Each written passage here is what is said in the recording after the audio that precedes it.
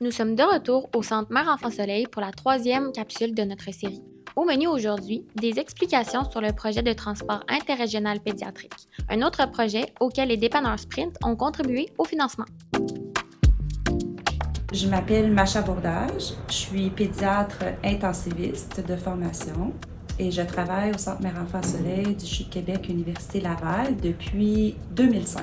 Je suis aussi co-gestionnaire de l'équipe de transport pédiatrique du Centre Mère-Enfant-Soleil depuis sa fondation. Bonjour, je m'appelle Cathy Clavet, je suis infirmière co-gestionnaire avec Dr Bourdage pour le transport terrestre pédiatrique. Je travaille au CHU de Québec depuis plus de 25 ans.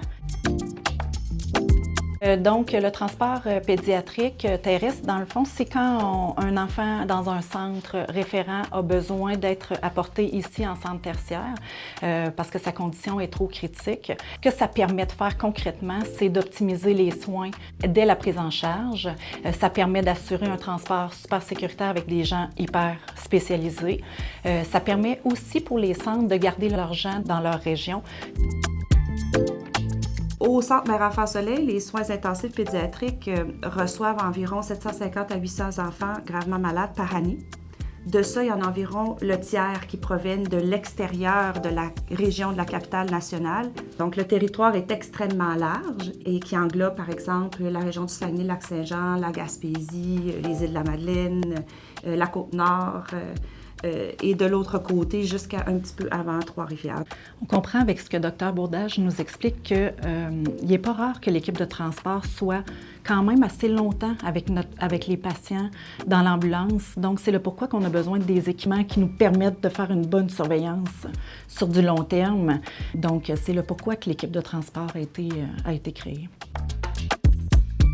On a pu se procurer cet outil-là, un vidéolaryngoscope portatif qui nous permet de faire des intubations endotrachéales pour mettre des bébés ou des enfants sous respirateur. On a aussi pu se procurer un appareil d'échographie portatif. Ça nous permet de faire des gestes techniques plus complexes à l'aide de petits outils qui normalement sont énormes dans les centres hospitaliers. Souvent, on a besoin aussi des sous pour des équipements pour nos gens qui travaillent au transport pédiatrique. Ça fait partie aussi des choses que les dépanneurs Sprint et la Fondation du CHU de Québec nous permettent d'acquérir. Un programme de transport pédiatrique de soins critiques a besoin de ressources humaines, donc pour l'expertise et la compétence, mais a aussi besoin beaucoup de matériel ultra spécialisé. Et ce matériel-là est très coûteux. Comme par exemple le projet ici, on a pu bénéficier d'une collaboration entre les dépanneurs Sprint, la Fondation du CHU de Québec, et c'était absolument essentiel au démarrage du projet, et ce sera certainement essentiel à la continuité du projet. Un énorme merci à Dr Bourdage et à Mme Clavet pour votre temps et vos explications concrètes sur le projet de transport interrégional pédiatrique. Au plaisir de vous revoir prochainement pour différents projets à venir dans la prochaine année. Restez à l'affût!